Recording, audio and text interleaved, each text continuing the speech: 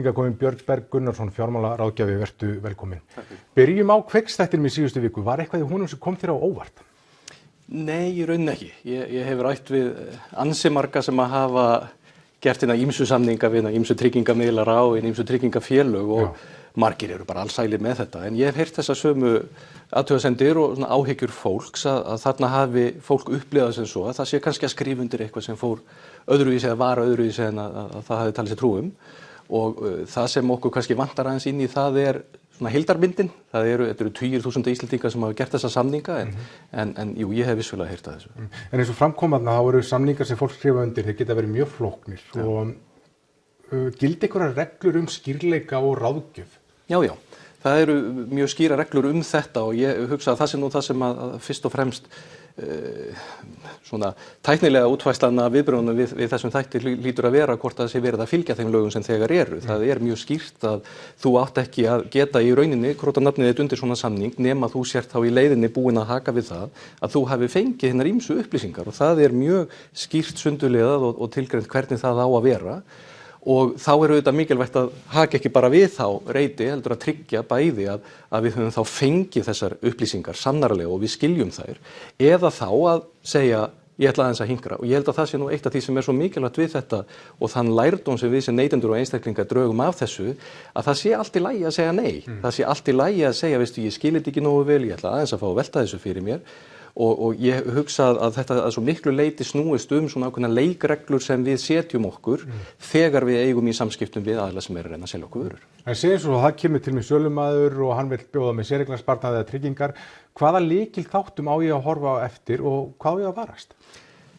Vertu meðvitaður það í hvaða aðstæðum þú ert. Ef þú fengir núna símhringingu frá bílasölu sem ætlaði að bjóða þér ókeypis ráðgjöf bíla, þá veistu í hvað þú ert að fara.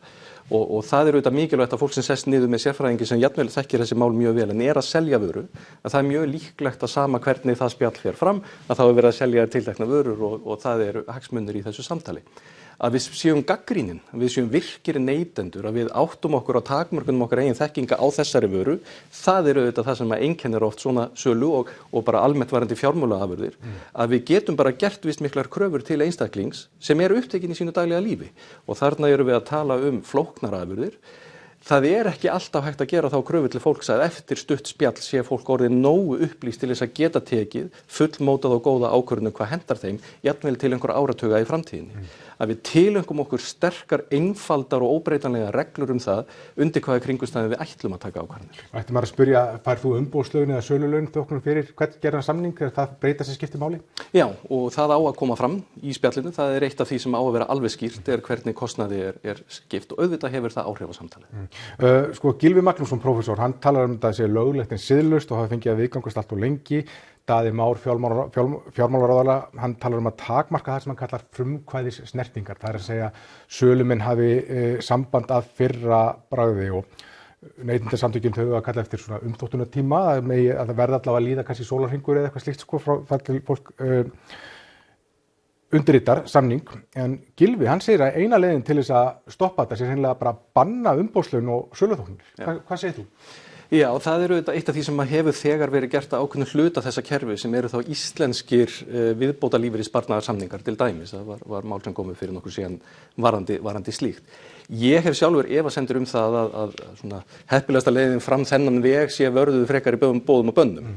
Að frekar sé þetta, ef ég að hugsa frá einstaklingum sjálfum, að þá notum við þetta tækifæri til þess að byrgja okkur enn frekar og að auka okkar ekki endilega, þetta ekki endilega spurningu fjármálalæsi, heldur okkar eðlilega viðnám, rétt eins og þegar við erum að vara okkur í þessu nýja heimi varandi tölvur og slíkt, að við þurfum að byrgja okkur með ákveðnum hætti og byggja okkur ákveðna veggi gagnvart netsvikum og slíku. Við þurfum að gera það sama þegar við erum að selja okkur og ég myndi vara mig mikið á því að alhæfa 20.000 samninga hjá mörgum söluaðilum í gegnum ýmsar miðlanir að leiðin til þess að koma í veg fyrir að einhverju þeirra séu mögulega ekki að fara eftir lögum, að þá þurfum við að banna öllum að gera náttúrulega allt saman. Þegar vörur eru orðnar svona flóknar, þörf á meira eftirliti heldur en til staðar núna? Það nefnilega mjög góð spurning vegna þess að við komum ekki inn í þennan fjármálaheim fullfærum að fóta okkur innan hans. Það bara þannig. Við erum í ólíkri stöðu þegar við sitjum á móti þessum sérfræðingi. og hluti af því sem regluverki gerir og eftirliti gerir að fylgja því eftir að sú ákvörðun sem tekin sé þá upplýst.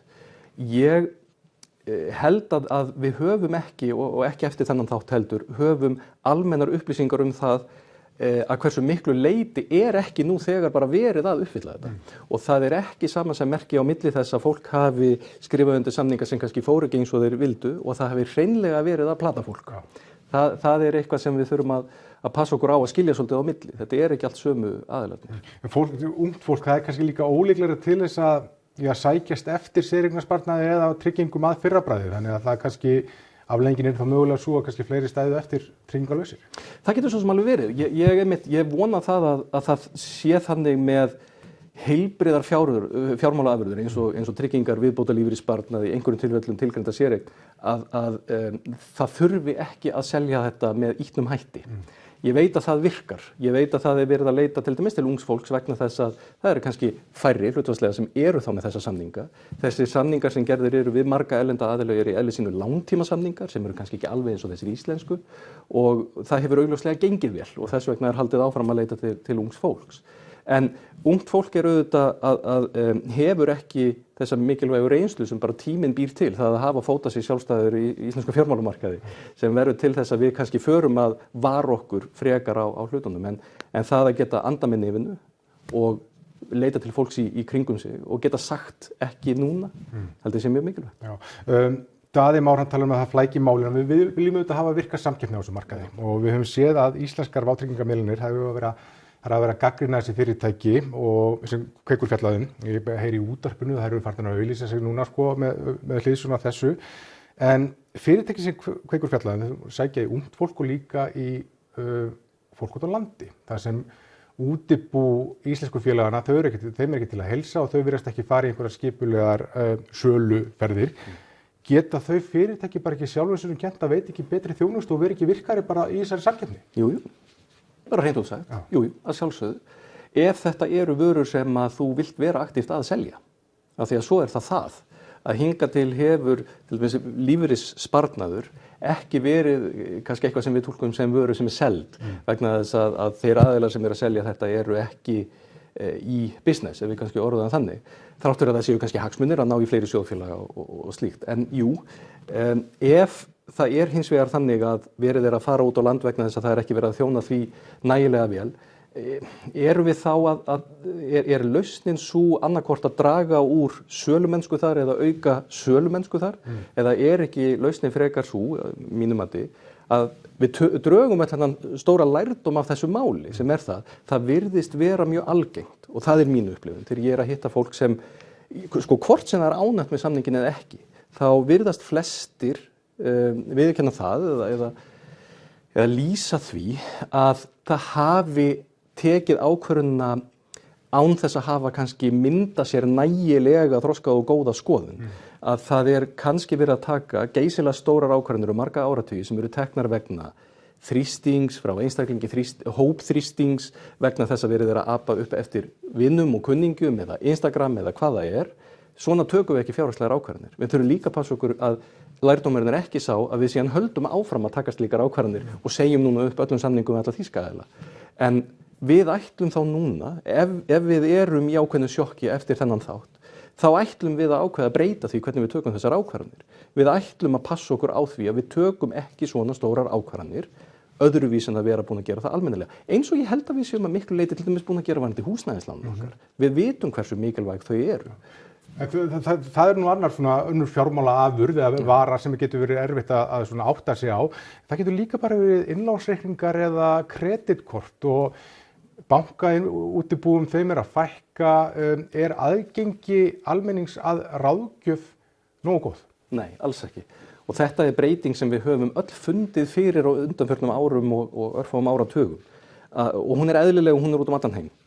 Hún lýsir sig þannig að það hefur alltaf verið vegna eðli fjármálastarfsemi þá hefur verið töluverður munur á þeirri þekkingu sem nauðsynlega til að taka ákvarðanir og þeirra þekkingar sem hættar að ætlast til að venjulegu fólki sem upptekið í sínum daglega lífi.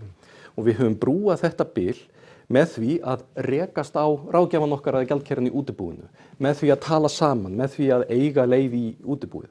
Nú það þannig að vegna bara frábæra tæknilegra framfara að þá erum við að miklu leyti farin að þjónusta okkur sjálf í gegnum appið og við hittum aldrei neitt. Útibúin eru opnir skemur, það eru færri útibú, ef við finnum tíman þar sem að við náum að slíta okkur úr vinnu til þess að fara í bankan, til þess að sækja okkur beint ráðgjöf, að þá hefur líka regluverki gert það að verkum að fólk sem starfar í bönkum og fjármálastofnunum minna fyrir það að veita ef að segja svona skýra og beina leiðsögn og ráðgjöf. Það vil ekki bera ábyrgð á hvaða ákvörðun þú tekur. Nákvæmlega, akkurat þegar við höfum aldrei haft meiri þörf fyrir slíkt en akkurat núna. Vegna þess að meðan aðgengi okkar að þessari ráðgjöf hefur minnkað og sjálfsafgreiðslan aukist og opnatíminn styst, að þá fjármálaheimurinn miklu flóknari. Og við erum ennþá öll nákvæmlega eins og við höfum alltaf verið í þessum stormi. Og förum þá fjármálatips á Facebook og ChatGPT. Og það akkurat vandamálið, að það sem við leitum þá í vegna þess að við erum upptekin og vegna þess að okkur vex þetta allt saman í augum, að þá leitum við að skjótfengnum gróða, töfralausnum og því sem næsti maður gerir. Og þetta alltaf ranga leiðin. Þannig að við þurfum að taka ákveðnu leyti átt okkur á því að þrátt fyrir þetta allt saman, þrátt fyrir það hversu margir að starfa í þessum geirum, allar þessar upplýsingar, allt þetta aðgengi, að þá erum við í rauninu öll sem alein þegar við tökum ákvarðanir hvað hentar okkur. Og við verðum að taka það hlutverk alvarlega. Gylfi minnist á að það þurfi að auka fjármálaleysi og ég veit að þú tala fyrir því líka, en þetta verður aldrei þannig held ég að það er þetta ætla sig þess að fólk skilji algjörlega alla þær fjármála afurðir sem það að fara að kaupa sér eða skuldbinda sig til, ég meina þetta verður aldrei eins og að kaupa sófa í IKEA. Nei, einmitt. Hvert er þetta svarið? Hvað á maður að gera þegar þú ætlar að stíga þessi skref? Þú reynir eins og þú getur, þú passar þig líka á því að átta þig á ákveðnum takmörkunum. Það er ekki allar ákvarðanir sem teknar eru sem krefjast þess að þú sért sérfræðingur. Munurinn á því hvort að þú takir gott eða þér gangi vel til dæmis að greiða niður þitt húsnæðislán eða takir hentugt húsnæðislán, munurinn er ekki sá hvort þú skiljir muninn á jöfnum greiðslum og jöfnum afborgunum. Munurinn er fyrst og fremst almennt viðhorf til peninga, í hvernig sníi, í hvernig stellingu er ég þegar ég að hugsa mín fjármál, hver eru mín prinsip, hvað ætla ég að halda mig við, á hverju ætla ég almennt að passa mig. Og ég hugsa að þetta er erfitt og þetta er áskorun fyrir hvern og einn, en að lofa sjálfum sér að kynna sér máli nógu vel. Margt af því sem eðlilega verið að reyna að selja eitthvað sem í lagi að segja nei við. Ef við kannski tökum frá viðbótarlífeyrissparnað, þar sem þú ert raunverulega að missa mjög miklu ef þú skráir þig ekki, þá eru flestar aðrar vörur þannig að það í lagi að bíða. Og mér finnst í góðu lagi að fólk ákveða að treysta ónotatilfinningu sem það fær í magann. Ef ég fæ ónotatilfinningu í magann, þá ætla ég núna að treysta henni og segja ekki strax, ekki núna, ég ætla að fá að kynna mér þetta betur. Það eru vissulega til aðilar í þessum fjármálastofnunum, fagfólk sem vinnur í þessu og aðrir og bara fólk í kringum okkur sem við þá leitum til, sem gæti kannski gefið okkur annað álit án þess beint að vera að ráðleggja okkur. En við höfum í rauninni ekki aðra leið en þá að annarkvort að treysta öðrum eða gera þetta sjálf og við eigum að gera þetta sjálf. Takk hérlega fyrir komuna, Björn Berg.